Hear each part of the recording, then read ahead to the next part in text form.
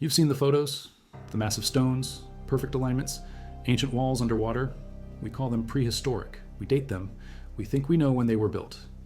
But 20 meters below the Baltic Sea in Germany sits a wall made from 1,670 stones, stretching almost a full kilometer, that rewrites everything. Because the wall we thought was impossible dates to 11,700 years ago, before farming, before pottery, before we thought hunter-gatherers could do this. The dates keep getting pushed back and nobody wants to talk about what that means. The research vessel RV Alcor circles back. More passes. The pattern holds. When they finally send divers down, they find a structure nobody predicted. A low stone wall connecting massive boulders in an almost perfect line, running 978 meters across the ancient lakebed. Marcel Bratmuller from the University of Rostock examines the formation. The stones are placed, not random, each one chosen, positioned. The alignment cannot be natural. Ice didn't do this. Glaciers didn't arrange these rocks into a bottleneck formation between what was once lakeshore and deeper water. Someone built this, but when small bands of maybe 5,000 people across all of Northern Europe, according to current population estimates. These are the same groups archaeologists describe as mobile, seasonal, living in temporary camps. Yet here sits evidence of massive coordinated labor. The German Archaeological Institute calls it the Blinker Wall. Over 1,500 granite stones, some weighing multiple tons, all transported. All positioned to create a hunting structure that would have funneled migrating reindeer into the narrowing space where hunters waited, with spears and arrows and bows. Think about the effort. Finding suitable stones across a post-glacial landscape where everything is scattered and half buried in scrub forest, moving them to the site, mostly uphill since this formation sits on rising ground, setting them in line. Maintaining that line over what had to be multiple construction seasons. This isn't a family project. This requires planning, division of labor, social structure, and if the dates hold, it predates every other known megastructure in Europe by at least 1,000 years.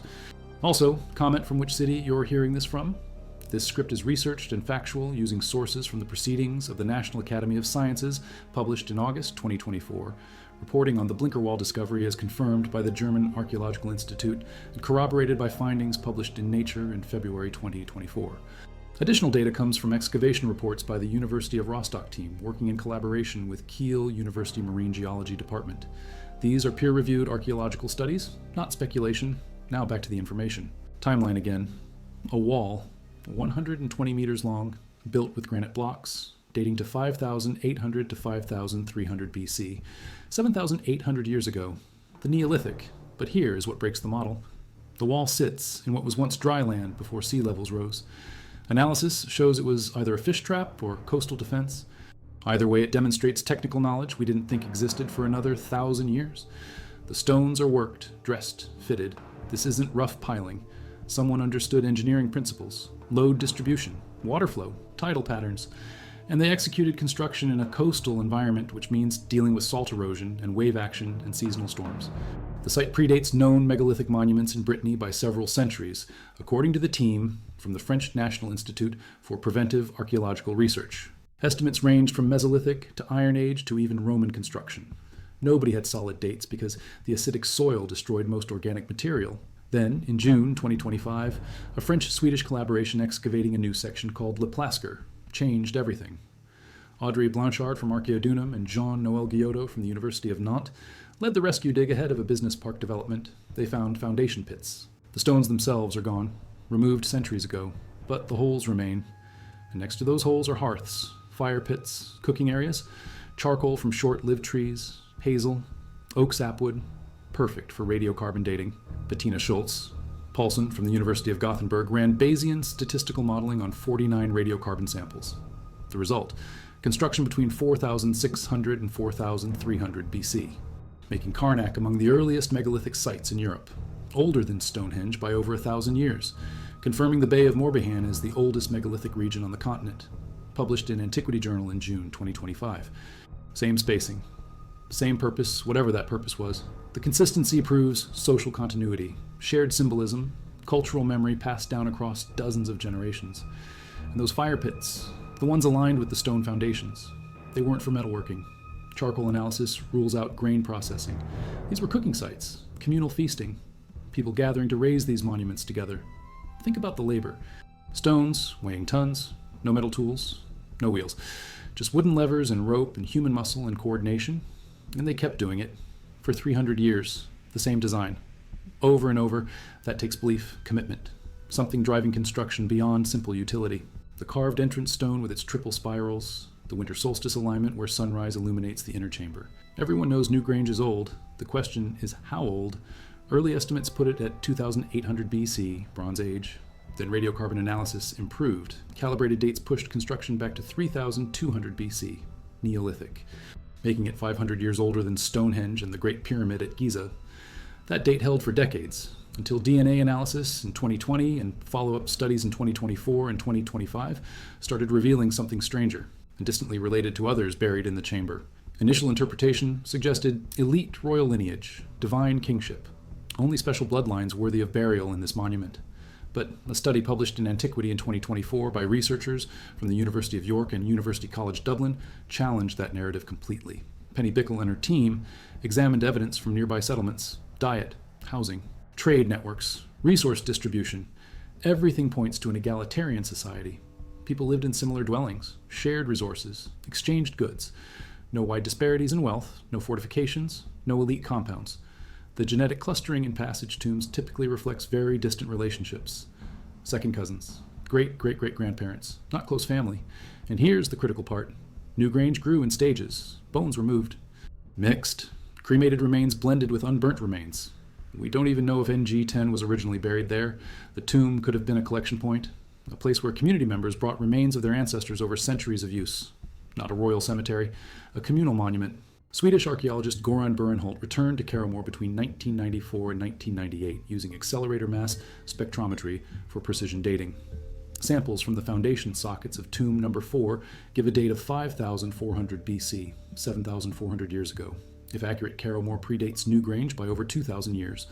Predates the Swiss Chamblin cysts by up to 1,500 years. Predates anything else megalithic in Europe. 5 different dates from 3 tombs at Caramore point to activity between 6,400 and 4,600 BC. This suggests megalithic culture started on Ireland's west coast and spread east toward the Boyne Valley, then onto the continent, reversing the long-held theory that ideas flowed from the Mediterranean northward.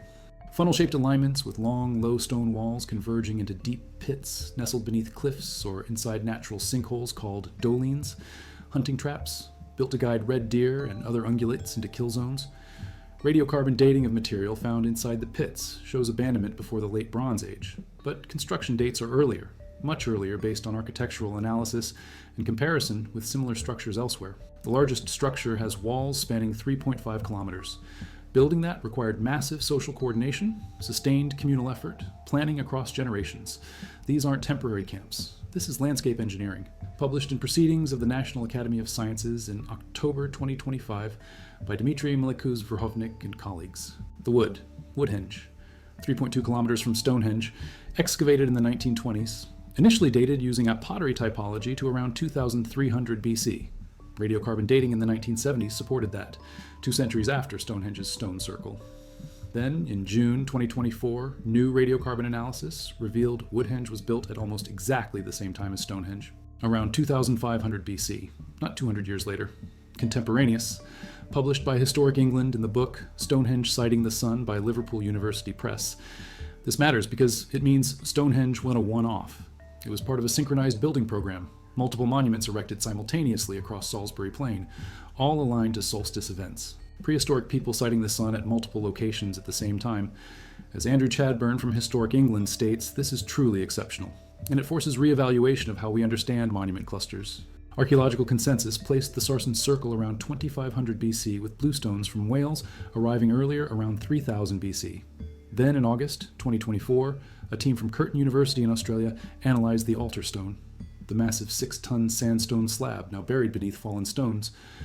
Chemical fingerprinting of mineral grains showed the stone came from northeast Scotland, the Orcadian Basin, 700 kilometers from Stonehenge. Not Wales, not local quarries, Scotland. This changes transport logistics completely. Moving a 6-ton stone 700 kilometers in the Neolithic requires either coastal shipping or organized overland transport across multiple territories. Either option demands large-scale cooperation, shared cultural connections between southern England and northern Scotland. And it suggests Stonehenge's construction involved a wider network than previously thought. But the bluestones didn't arrive at Stonehenge until around 2900 BC, a gap of 500 years. Where were the stones during that time? Mike Parker Pearson from University College, London Institute of Archaeology, led excavations at Wan Mon between 2017 and 2018. They found evidence of a 110-meter diameter stone circle, same size as Stonehenge's original bluestone circle, same solstice alignment. And one stone hole has a distinctive pentagonal shape matching stone 62 at Stonehenge. Soil dating using optically stimulated luminescence shows stones were erected at Wan Mon around 3,400 to 3,200 BC, then removed 300 to 400 years later. The hypothesis: the bluestones started as a monument in Wales, then were dismantled, transported to Stonehenge, reused. This isn't quarrying, this is monument migration. People carrying their sacred stones to a new location.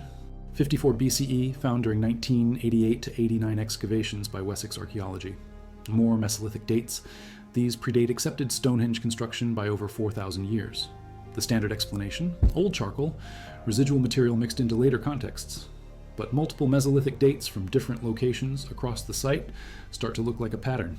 Some researchers now argue for much earlier activity at Stonehenge, perhaps an initial Mesolithic monument that was later rebuilt and expanded in the Neolithic, or continuous sacred use of the location spanning millennia. The debate continues. Elaborate animal carvings, built by hunter-gatherers in the pre-pottery Neolithic, a period. Initial dating put construction between 9,600 and 8,000 BC, over 11,000 years ago. Older than pottery, older than farming, older than everything we thought hunter-gatherers could build. The dates came from radiocarbon samples taken from fill material inside the enclosures, but fill material can be problematic. It might be older or younger than the structures. Schmidt's team then dated organic material, preserved in plaster on structure walls. This gave dates in the middle or early 10th millennium BCE, consistent with PPNA occupation. Then in 2024, new research challenged even this. Pillar 43 in enclosure D. Each V might represent a single day. Counting the V's gives 365. A solar calendar with 12 lunar months plus 11 epagomenal days, the oldest known lunisolar calendar. If true, this implies astronomical knowledge and record keeping at a sophistication level nobody predicted for 9,500 BC. Sweatman goes further. He argues the carvings record the date of a comet impact, 10,850 BC. The Younger Dryas impact event, a cosmic catastrophe that triggered rapid cooling and megafauna extinction across continents. The evidence for this impact is contested. But if the Gobekli Tepe carvings really do record it, then the site might have started as a memorial, a monument to survivors documenting the disaster that nearly ended them. The dating methodology itself underwent revision. Subsequent research led to abandonment of the hypothesis that fill material was brought from elsewhere, and recognition that direct dates on plaster are affected by the old wood effect. Wood used for fires could be centuries old already when burned. Carbon dates measure when the tree died, not when the plaster was applied. New radiocarbon dates combined with this understanding established site chronology as 9,500 to 8,000 BC, late PPNA and PPNB, the earliest exposed structures built between 9,500 and 9,000 BC, significant expansion in the early 9th millennium BC, abandonment around 8,000 BC, but even this remains debated. Some fringe researchers claim much earlier dates. Others argue for later construction based on architectural comparisons with other sites. The consensus holds at around 9,500 BC, but the margin of error keeps shifting as new data comes in. Hieroglyphic inscriptions inside the pyramid naming work gangs like Khufu excites love, graffiti on construction blocks, and radiocarbon dating of mortar, 46 samples taken in 1984 and 1995, charcoal and organic ash mixed into the mortar. Results dated the pyramid between 2,853 and 3,809 BC. Average 374 years older than historical dates. The discrepancy was explained by the old wood problem. Ancient Egypt's population was compressed in the narrow Nile Valley. Trees were scarce. Old wood might have been reused as fuel for mortar production. Later, sampling and improved calibration brought dates closer to historical estimates. Currently accepted construction period is 2600 to 2500 BC during the 4th dynasty. 2 80-meter cubic foundations, an entire underground infrastructure. They dated some formations to 38,000 years ago. Former Egyptian Minister of Antiquities Zahi Hawass vehemently denied these claims. No permits granted, no excavation conducted, no scientific evidence. The claims are baseless, he stated in March 2025. The SAR technique used is controversial. It measures surface vibrations to infer underground structure, but accuracy decreases dramatically with depth. Claims of detecting features hundreds of meters down remain unverified. The research has not been peer-reviewed. One of the researchers, Malanga, is known for fringe theories about alien abductions and UFOs, which raises credibility concerns. Without physical excavation, the claims remain speculative, but legitimate dating controversies exist. Astronomical alignment studies by Kate Spence from Cambridge University, published in Nature in 2000, suggested the pyramids were aligned using the stars Kochab and Mizar. These stars, together with the celestial North Pole, fell in a straight line in 2467 BC. Drift in Earth's axis over time would account for varying alignments between different pyramids. If correct, this would date Khufu's Great Pyramid construction start to around 2492 BC, 75 years later than currently accepted dates. The theory is elegant, but requires more accurate measurements of pyramid orientations to confirm. Other studies examined the biennial census records inscribed in chambers. Hieroglyphic text from Nelson's chamber, discovered in 2024 using 3D survey technology, mentions the year of the 6th census, second month of Pare season. If the census was biennial during Khufu's reign, this provides another chronological anchor. But Egyptian timekeeping reset with each pharaoh, making correlation with modern calendars difficult. The underwater wall in the Baltic pushes complex construction back into the late Paleolithic. Carnac stones confirm megalithic building started earlier than anyone thought. Newgrange DNA studies challenge assumptions about who built monuments and why. Caramore dates suggest Ireland was a megalithic center 2,000 years before we believed. Gobekli Tepe forces reconsideration of hunter-gatherer capabilities. And Stonehenge connections to Scotland reveal networks spanning hundreds of kilometers. But the evidence shows different patterns. The Blinkerwall hunters 11,000 years ago built kilometer-long stone structures. Carnac builders 4600 BC organized labor for 3 centuries. Gobekli Tepe people carved and moved 50-ton T-pillars without metal tools. These capabilities existed far earlier than our models allow. The ability to plan and execute multi-generational projects. That requires culture, tradition, knowledge transmission. The same builders who raised Carnac stones were feasting together. The same communities who built Newgrange shared resources equally. The same groups who erected the Blinker Wall must have had leaders and specialists and a seasonal calendar telling them when reindeer migrations would arrive. These aren't scattered bands wandering randomly. These are societies with sophistication we're only beginning to recognize. And for stone structures, we're dating associated materials, not the stones themselves. This introduces uncertainty. A 300-year error margin on a 10,000-year date is 3%. That sounds precise. But 300 years is 12 human generations. Entire civilizations rise and fall in 3 centuries. Our dates are approximations. Also comment what you think about these dating revisions. Sometimes the model is wrong. The Blinker Wall dates seemed impossible until confirmed by multiple independent analyses. Caramore dates were dismissed as outliers until more evidence supported them. The question is, how many other impossible dates have we dismissed? Specialization enabled complex society. But Gobekli Tepe was built by hunter-gatherers. So was the Blinker Wall. Carnac builders were early farmers at best, yet they organized major construction projects. This breaks the agricultural causation model. Maybe settling down didn't cause civilization. Maybe civilization caused settling down. Maybe our ancestors gathered in large groups for ritual purposes first, built monuments together, then stayed near those monuments, then started farming to support the permanent population. It's the reverse sequence from what we assumed. Northern Europe building hunting structures contemporaneous with southern monuments. Turkey's Gobekli Tepe unconnected to Atlantic megaliths. These aren't copies, they're parallel innovations. Different peoples in different places, independently deciding to move massive stones and build permanent structures. That says something about human cognition, about our species' capacity for abstraction and planning and cooperation. These capabilities weren't learned from a single source. They emerged naturally wherever human populations reached critical size and social complexity. Gobekli Tepe at 9,500 BC, Caramore at 5,400 BC, Carnac at 4,600 BC, Newgrange at 3,200 BC. These aren't isolated pinnacles separated by millennia of primitive existence. These are overlapping traditions, regional variations on the same theme. Humans building, organizing, creating continuously for 8,000 years before Stonehenge, for 9,000 years before the pyramids. The Blinker Wall hunters returned to the same structure season after season. That means ownership, territory, established rights and responsibilities. Newgrange took decades to construct. That means generational commitment, parents starting what children would finish. These are complex societies with hierarchies and roles and cultural continuity. Quarrying jade axes in the Italian Alps and transporting them to Carnac, shipping the altar stone 700 kilometers to Stonehenge, maintaining the Blinker Wall underwater structure for generations, achieving precise astronomical alignments at multiple sites. This isn't accidental. This is engineering, problem solving, applied physics, knowledge of materials and forces and construction methods, knowledge that was earned through trial and error then systematically passed down. These people weren't primitive, they were skilled. The same cognitive capacity that imagines a god or spirit or ancestor then represents that abstraction with a carved image. That capacity existed 11,000 years ago. It exists in every megalithic culture we found. Art and monument building go together. They're expressions of the same underlying capability, the capacity to imagine something that doesn't exist, then bring it into existence through coordinated action.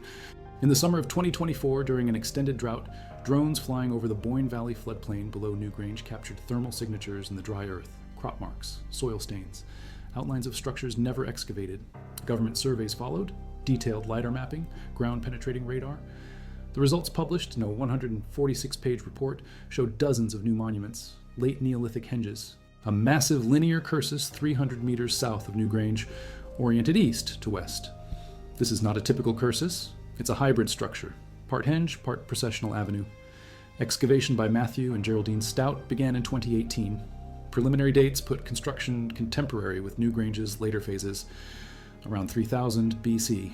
Interconnected, part of a sacred landscape developed over centuries. And here's what that landscape reveals. The builders knew geology. They selected ridgelines for visibility. They used natural features, integrated earthworks with existing topography. They understood hydrology. The placement of structures accounts for drainage patterns and flood zones. They knew astronomy. Multiple monuments aligned to solar and lunar events, not just Newgrange. Multiple sites, all coordinated. But the effort tells us priority. This mattered enough to mobilize labor and resources for years. These shafts required excavating tons of chalk. Precise spacing, coordinated effort, for what? Boundary markers, astronomical sightlines, sonic resonance? Nobody knows, but they exist, and they demonstrate the same pattern. Monuments don't stand alone. They're nodes in designed landscapes that took generations to complete. Jade axes moved from the Alps to Brittany. Ideas and objects and people circulated across hundreds of kilometers. These weren't isolated communities. They were networks, trading, exchanging, sharing, building monuments that reflected shared beliefs and practices. The same spiral motifs appear in Ireland and Brittany. The same T-pillar design shows up at multiple Turkish sites. The same stone row alignments occur in Carnac and Caithness. These are cultural signatures, markers of connection, each one taking over 1,000 hours to produce according to experimental archaeology, plus quarrying time, plus transport time. These weren't tools, they were wealth objects, status markers, found in elite burials alongside gold ornaments and turquoise jewelry called calice, sourced from southwestern Iberia. The calais came by boat across the Bay of Biscay, not coastal sailing, open water crossing. This means navigation, maritime technology, knowledge of currents and winds and seasonal weather patterns. This proves a trade network spanning from the Black Sea to the Atlantic, over 2,000 kilometers. Objects and ideas flowing along established routes. The logistics required to maintain such networks. Middlemen, way stations, agreed upon exchange rates, protection of traders. These aren't simple barter systems. These are organized economies. The T-pillars at Gobekli Tepe average that weight. Some exceed it. Quarrying technology has been studied. Limestone splits along natural plains when properly leveraged. Wooden wedges driven into cracks, then soaked with water. The expansion cracks the stone. Controlled fracture. Once freed from bedrock, the pillar needs transport. Excavations at the quarry face show evidence of earthen ramps, sledges, rope wear marks on stone edges, teams of workers hauling in coordinated rhythm. Estimates suggest 200 people minimum for the largest pillars, plus support crews, plus food preparation, plus tool maintenance. A single pillar could require months to quarry, transport, and erect. Packing material, careful leveling. The pillars stand upright within enclosed spaces, walls built around them. This means the enclosures weren't open air, they were covered. Evidence suggests wooden roofs spanning 10 to 30 meters, load-bearing structures requiring posts and beams and joinery knowledge. The interior darkness would have created dramatic effects, firelight flickering on carved animals, shadows moving. The sensory experience was designed, calculated. These were theater spaces as much as ritual spaces. Progress of 500 meters per day in good conditions. That's 50 days minimum to reach Stonehenge. Multiply by 80 stones, 4,000 person days just for transport. Then raising them. The tallest sarsen stands 7 meters above ground, but excavation shows it extends 3 meters below ground, 10 meters total. Lifting that vertical requires leverage, A-frame structures, counterweights, ropes strong enough to hold 30 tons. Hemp rope didn't exist yet. They used leather, braided hide straps, each rope requiring dozens of animal skins. The material cost alone represents massive resource investment. The projecting tenon on top of each upright fits into a carved socket on the bottom of the lintel. This prevents slippage. It also requires millimeter precision, getting angles right, fitting joints properly, testing weight distribution. These are cabinet-making techniques applied to 30-ton boulders, without metal tools, using stone hammers and wooden levers and knowledge earned through practice. First attempts must have failed. Stones cracked during quarrying, pillars fell during transport, foundations collapsed, joints didn't align. Each failure taught lessons, each success became template, knowledge accumulated, masters trained apprentices, techniques improved across generations. By the time Stonehenge was built, these were experienced builders, third or fourth generation stoneworkers who'd learned from grandparents who'd learned from their grandparents. The oldest megalithic traditions run 4500 BC to 2500 BC, 2,000 years of continuous practice. That's 75 generations, 75 cycles of knowledge transfer. No wonder the final products look sophisticated. They are sophisticated. The organizational structures required to sustain this impress equally. Projects spanning decades need institutional continuity, someone tracking progress, maintaining records, allocating resources, resolving disputes, managing succession when leaders die. We see this in the archaeological record as site reuse. Newgrange has layers, initial construction, then modifications, then additions. Each phase respects earlier work. Additions integrate with existing structure. This demonstrates institutional memory. Present builders knew what previous builders intended, plans were preserved, probably orally, stories and songs encoding knowledge, but encoded systematically, with precision. Medical care when workers injured, all of this logistically complex, requiring surplus production, storage capacity, transport infrastructure, the ability to move food from production sites to construction sites, which means roads, boats, pack animals maybe, and social mechanisms ensuring producers supply workers, either through tribute or exchange or communal obligation. These mechanisms required enforcement, social pressure at minimum, possibly force. The beginnings of state structure emerge from monument construction needs. The beam illuminates the back wall, specifically the triple spiral carved there. This requires understanding sun's changing position throughout the year, marking those positions, calculating angles, testing sight lines, multiple construction seasons of astronomical observation feeding design process, and the chamber dimensions, 5.2 meters at widest point, corbelled roof reaching 6 meters high.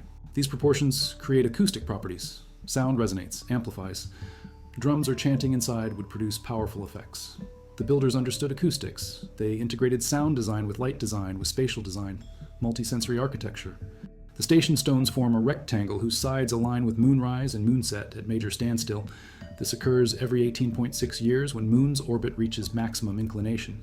Tracking this requires decades of observation, recording lunar positions, recognizing the pattern, then encoding it permanently in stone. This is scientific observation, hypothesis testing, record keeping, the foundations of astronomy. Carnac's alignments might encode similar information. The consistent north, northwest to south, southeast orientation appears deliberate. Some researchers argue it marks sunset position on a specific date. Others suggest stellar alignments or lunar positions.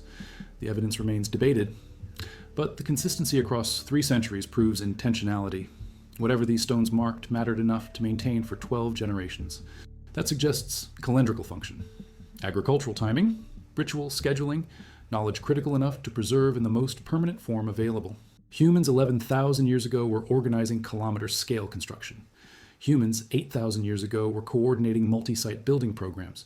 Humans 5,000 years ago were moving stones across sea routes and maintaining monument traditions for centuries. The capacity was always there. We just didn't recognize it because the dates seemed impossible. Until we dated the Carnac foundations, until we analyzed the Newgrange landscape, until we mapped the Boyne Valley hinges, each discovery pushing dates earlier, each revision forcing reconsideration of what prehistoric means, because these people weren't prehistoric. They had history, culture, technology, social organization. They planned and built and remembered. They created monuments that survived 5,000 years, 10,000 years. Monuments we're still discovering, still trying to understand, all pointing to the same conclusion. We got the timeline wrong, we got the capabilities wrong, we got the story wrong. The stones prove it.